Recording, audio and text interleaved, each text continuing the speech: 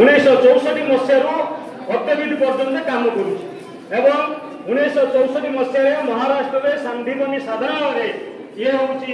आम प्रतिष्ठा होता बहुत भारत वर्ष बहुत मान्य साधु सत लोक मैंने उपस्थित रही जो 5 दिन धरी गोटे चिंतन मंथन करा से चिंतन मंथन जो निर्देश आसाला सी विश्व हिंदू परिषद एवं ये विश्व हिंदू परिषद से दिन से कमलवती शिशुटी जन्म होता 64 वर्ष तलर आज किंतु से संपूर्ण एक गोटे वृक्ष साजी समग्र विश्व आज विश्व माने अर्थात भारत बाहर 40 देश में विश्व हिंदू परिषद काम कर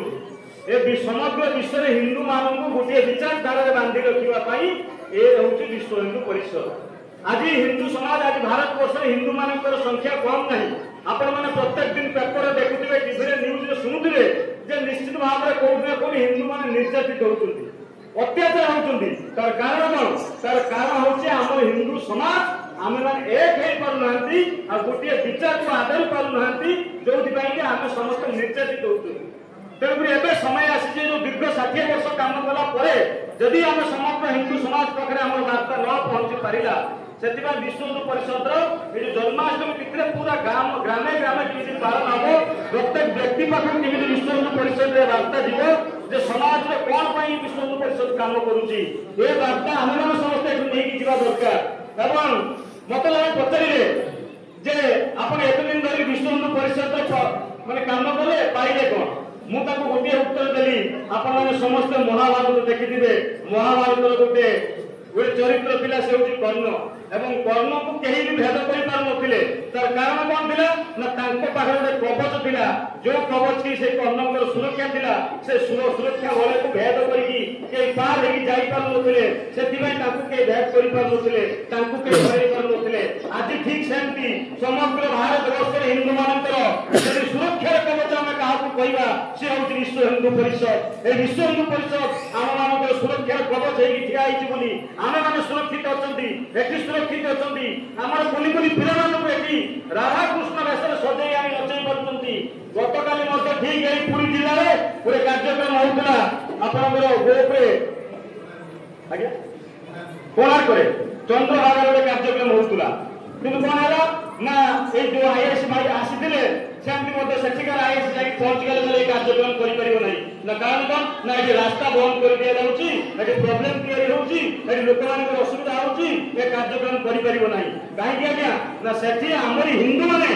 कन्वर्ट हेकी क्रिश्चियन हे जाइछंती जो बागे समान जाके थाना रे बसिले आ हम अभियोग कले जे विश्व हिंदू परिषद रास्ता अवरोध करी कार्यक्रम करूची तेन करी ए कार्यक्रम बंद होवा दरकार चिंता करते आम जो कहते विदेशी चक्रांत विदेशी षड्यंत्र आज्ञा विदेशी चक्रांत विदेशी षड्यंत्र पचर कथा आम मैंने जो बसवास कर पुरी जिले में विभिन्न ब्लॉक में विभिन्न ग्राम पंचायत विभिन्न गाँव में ए प्रकार समस्या है आम हिंदू मैंने आम धर्म संस्कृति परंपरा ठार दूरे कौन करना कन्वर्ट हो अन्य धर्म को चली जाती से जो संस्कृति परंपरा को बचाई रखापी विश्व हिंदू परिषद दीर्घ 60 वर्ष धरी काम कर आम समस्त जानवा दरकार आम समाज आम समस्त कहते हिंदू समाज किंतु आम समाज भितर छुआछुई भेदभाव अच्छी किंतु विश्व हिंदू परिषद से कथा केवे भी माने ना से विश्व हिंदू परिषद कहे हिंदू सदरा सर्वे न हिंदू पतित भव मम दीक्षा हिंदू रक्षा अर्थात कौन से हिंदू पतित नुहे अछुआ नुहे सान नुहे बड़ नुहे शिक्षित अशिक्षित पार्थक्य नहीं बड़ लोग छोट लोग पार्थक्य नहीं रिक्शा वाला बस वाला पार्थक्य नहीं मालिक चाकर पार्थक्य नहीं आम दृष्टि समस्त सामान समस्त होती आम गोटे परिवार आम परिचय होती हिंदू ए प्रकार विचार आम समस्त मानिना पड़ो जो दिन ए विचार आम साकार हम जो दिन समाज छुआछुति उठिଯିव से दिन ही आम जाना विश्व हिंदू परिषद प्रकृत समाज पर किसी काम कर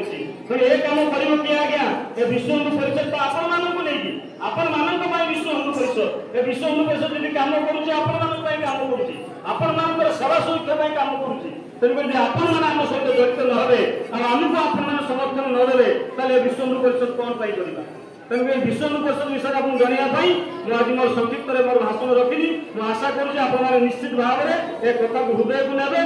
परवर्त समय निश्चित भाव में विश्व हिंदू परिषद सहित जड़ित होकर रे मोर कही मोर वाणी को विश्राम दूसरी वंदे भारत मातरम जय श्रीराम।